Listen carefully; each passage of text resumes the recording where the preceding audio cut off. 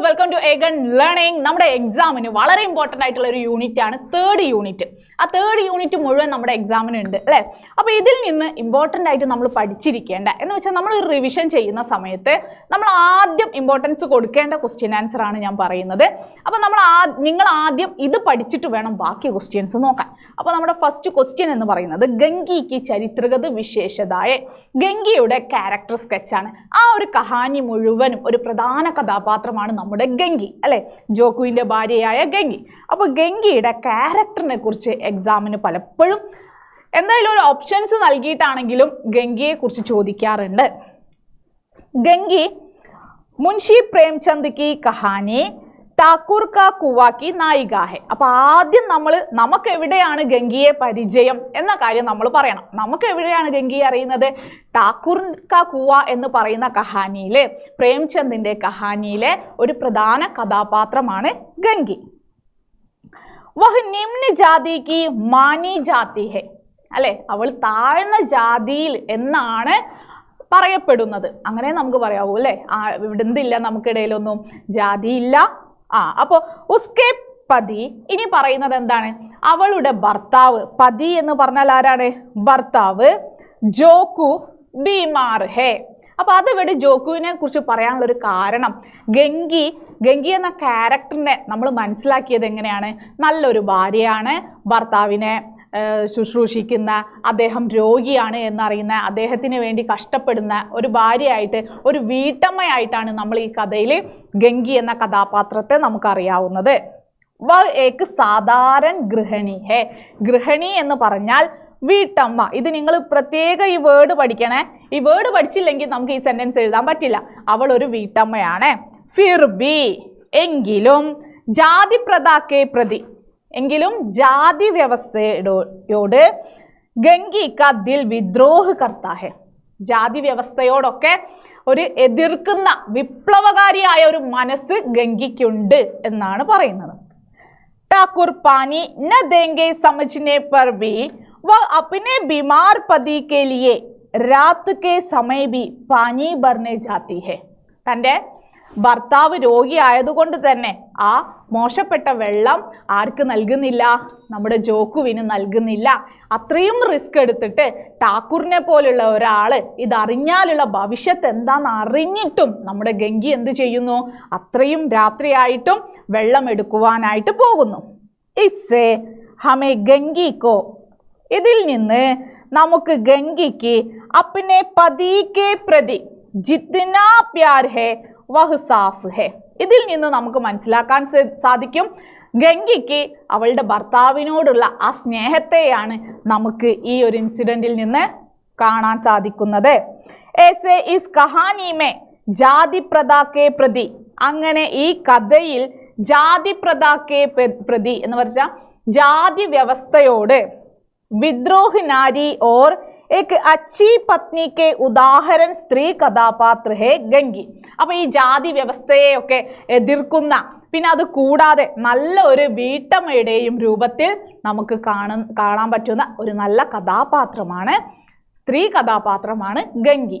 നമ്മുടെ അടുത്ത ക്വസ്റ്റ്യൻ എന്ന് പറയുന്നത് നമ്മുടെ അകാൽ ഓർ ഉസ്കെ ബാദ് എന്ന കവിതയുടെ ആശയമാണ്. അപ്പൊ നമ്മുടെ കവിതയിൽ നിന്ന് വരുന്ന ഒരു ഷുവർ ക്വസ്റ്റ്യൻ ആണ് കവിതയുടെ ആശയം എഴുതുക എന്നത്. നമുക്കറിയാം, കവിതയുടെ ആശയം എഴുതുമ്പോൾ നമ്മൾ ആദ്യം തന്നെ കവിയെ കുറിച്ച് പറഞ്ഞിരിക്കണം. ഹിന്ദി കെ പ്രമുഖ പ്രഗതിശീൽ കവി നാഗാർജുൻ കെ പ്രമുഖ കവിതാओं में एक है अकाल और उसके बाद. इस कविता में, ഈ കവിതയിൽ पहले के 4 पंक्तियों में अकाल के बारे में और 4 पंक्तियों में अकाल के बाद की अवस्था भी वर्णन किया है. ഈ കവിതയുടെ ഏറ്റവും വലിയൊരു പ്രത്യേകതയാണത്. സാധാരണ ഒരു കവിത എന്ന് പറയുന്നത് എന്താണോ ആ കവിതയിൽ പറയുന്ന ഒരു വിഷയം അത് തന്നെ ആയിരിക്കും ആ കവിത പൂർണ്ണമായും അല്ലെ മുഴുവനും ഉണ്ടാകുന്നത്. ആ ഒരു വിഷയത്തെ കുറിച്ചിട്ടാണ് നമ്മൾ ഇതുവരെ പഠിച്ചിട്ടുള്ളത്. പക്ഷെ ഇവിടെ അകാൽ ഓർ ഉസ്കെ ബാദ് എന്ന് പറയുന്ന ഈ കവിതയില് ആദ്യത്തെ 4 വരിയില് ക്ഷാമത്തെ കുറിച്ചും അതിനുശേഷമുള്ള 4 വരിയില് ക്ഷാമത്തിന് ശേഷമുള്ള അവസ്ഥയെ കുറിച്ചുമാണ് പറയുന്നത്. മക്കളെ, ഇവിടെ ഒരു കാര്യം നമ്മൾ മനസ്സിലാക്കേണ്ടത്, നമ്മൾ ഈ കവിതയുടെ ആശയം പഠിക്കുമ്പോൾ ഇതിൽ നിന്ന് വരുന്ന 2 മാർക്കിന് ചോദിക്കുന്ന ടൈപ്പ് ക്വസ്റ്റ്യൻസിനും നമ്മുടെ 1 വേർഡ് ടൈപ്പ് ക്വസ്റ്റ്യൻസിനും ഒക്കെയുള്ള ആൻസർ ആണ് എന്ന് കൂടി മനസ്സിലാക്കണം. അതുകൊണ്ട് തന്നെ നമ്മൾ ഓരോ വേർഡിന്റെയും മീനിങ് പഠിച്ചുകൊണ്ട് വേണം ആൻസർ പഠിക്കാൻ. അകാൽ കെ ദിനോമേ, അപ്പൊ ആദ്യത്തെ 4 വരികളിൽ പറയുന്നത് എന്താണ്? അകാൽ കെ ദിനോമേ, അകാൽ കെ ദിനോമേ घर में धान्य न होने के कारण, ധാന്യ ന ഹോനെ കെ കാരൻ എന്ന് വെച്ചാൽ ഇവിടെ ധാന്യമില്ലാത്തത് കാരണം കൈ ദിനോത്തക്, കൈ ദിനോത്തക് എന്ന് പറഞ്ഞാൽ കുറേ ദിവസങ്ങളായിട്ട് ചുൽഹ നഹി ജല, എന്തില്ല? ചുൽഹ നഹി ജല എന്ന് പറഞ്ഞാൽ അടുപ്പ് കത്തിയിട്ടില്ല. അപ്പൊ ഒരു പക്ഷെ നമ്മളോട് 2 മാർക്കിന് ചോദിക്കും, ചുൽഹ ക്യൂ നഹി ജല, എന്തുകൊണ്ടാണ് അടുപ്പ് കത്താതിരുന്നത്? അപ്പൊ നിങ്ങൾ അവിടെ പറയേണ്ട ആൻസർ ഇതാണ്, വീട്ടിൽ എന്തില്ല? ഗർമേ ദാനേ നഹി ഇസ്ലിയേ ചുൽഹ നഹി ജല, അതുകൊണ്ട് അടുപ്പ് കത്തിയില്ല. അതാ ഞാൻ പറഞ്ഞത്, നമ്മൾ ഇവിടെ പറയുന്ന ഓരോ സെന്റൻസും നമുക്ക് 2 മാർക്കിന്റെ ഓരോ ആൻസറുകളാണ് എന്ന് മനസ്സിലാക്കിക്കൊണ്ട് മീനിങ് അറിഞ്ഞുകൊണ്ട് പഠിക്കാം. ഇസ്ലിയെ കാനി കുത്തിയ, അതുകൊണ്ട് തന്നെ കാനി കുത്തിയ എന്ന് പറഞ്ഞാൽ എന്താ? ഒറ്റ കണ്ണുള്ള പട്ടി എന്നാണ് അർത്ഥം. കാനി കുത്തിയ ചുൽഹേ കെ പാസ്, ചുൽഹേ കെ പാസ് സോത്തെ ഹേ, എവിടെ? നമ്മുടെ അടുപ്പിന്റെ അടുത്തുറങ്ങുന്നു. എന്തുകൊണ്ടാണ് ഉറങ്ങുന്നത്? ചുൽഹ നഹി ജല, അടുപ്പ് കത്തിയിട്ടില്ല, അതുകൊണ്ടാണ് കാനി കുത്തിയ അതിനടുത്ത് കിടന്നുറങ്ങുന്നത്.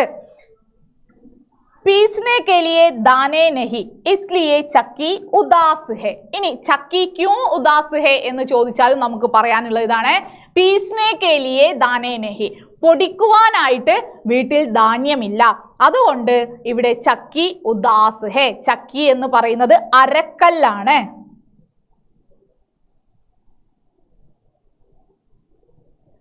ദീപ് ജലാനെ കെ ലിയെ, ദീപ് ജലാന എന്ന് പറഞ്ഞാൽ ഇവിടെ നമ്മുടെ വിളക്കില്ലേ, വിളക്ക്, ജലാന എന്ന് പറഞ്ഞാൽ കത്തിക്കുക.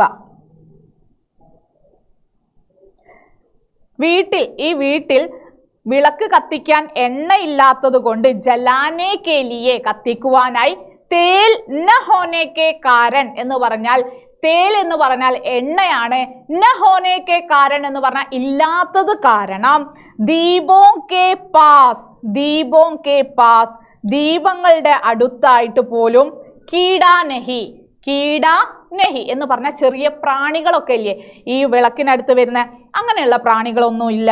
ഇസ്ലിയെ ഉൻകെ തലാഷ് കർക്കെ, അതുകൊണ്ട് തന്നെ തലാഷ് കർണ എന്ന് പറഞ്ഞാൽ അന്വേഷിക്കുക. ഈ പ്രാണികളെ അന്വേഷിച്ചു വരുന്ന, ഈ പ്രാണികളെ അന്വേഷിക്കുന്ന ചിപ്കലിയോं की हालत भी बुरा है. അപ്പൊ നമുക്കൊരു 2 മാർക്കിന്റെ ക്വസ്റ്റ്യൻ പ്രതീക്ഷിക്കാം. ചിപ്കലിയോं की हालत क्यों बुरा है, എന്തുകൊണ്ടാണ് ചിപ്കലിയുടെ അവസ്ഥയും മോശമാണ് എന്ന് പറയാൻ കാരണം? ധാന്യം വേണ്ടല്ലോ ആർക്ക്? നമ്മുടെ പല്ലി. ചിപ്കലി എന്ന് പറഞ്ഞാൽ പല്ലിയാണ്, അറിയില്ലേ? അപ്പൊ ഈ പല്ലിക്ക് ഭക്ഷണത്തിന് വീട്ടിൽ ധാന്യത്തിന്റെ ആവശ്യമില്ല, പക്ഷെ വീട്ടിൽ ക്ഷാമം കാരണം എണ്ണയില്ല, വിളക്ക് കത്തിക്കുന്നില്ല, അതുകൊണ്ട് തന്നെ ഈ വിളക്കിന്റെ വെളിച്ചം കണ്ടിട്ട് അവിടേക്ക് ഒരു പ്രാണിയും വരുന്നുമില്ല വീട്ടിലേക്ക്. അത് കാരണം അപ്പൊ എങ്ങനെയൊക്കെയാണ് ക്ഷാമം നമുക്ക് ചുറ്റുമുള്ള ചെറിയ ജീവികളെ പോലും ബാധിച്ചിരിക്കുന്നത് എന്നാണ് ഈ വരികളിലൂടെ പറയുന്നത്. ഇനി പറയുന്ന 4 വരി കവിതയിൽ അകാൽ കഴിഞ്ഞതിന് ശേഷമുള്ളതാണ്. അതാണ് ഇനി നമ്മൾ പറയുന്നത്. അകാൽ ബീത്ത് ഗയാ ഹേ, അകാൽ ബീത്ത് ഗയ എന്ന് പറഞ്ഞാൽ കഴിഞ്ഞു.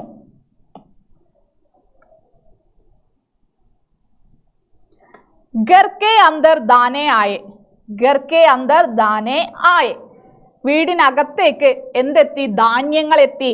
ഇസ്ലിയെ ചുൽഹാ ജല, അതുകൊണ്ട് തന്നെ അടുപ്പ് കത്തി. ഓർ ആംഗൻ കെ ഊപ്പർ ധുവാ ഉഠാ, മുറ്റത്തിന് മുകളിലൂടെ പുക ഉയരാൻ തുടങ്ങി. ഘർ മേ ഭോജൻ മിൽനെ കെ കാരൻ, വീട്ടിൽ ഭക്ഷണം എത്തിയത് കാരണം.